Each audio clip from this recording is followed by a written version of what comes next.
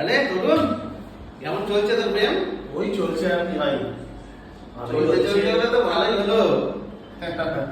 একদলে হলো না রে, 11 নম্বর চলছে আর একটা খুঁজছি, তবেই তো একটা জনটা হবে কমপ্লিট। ভালো ভালো চালিয়ে যা, তোর বাজার ভিড় এখন ভিড় একদম।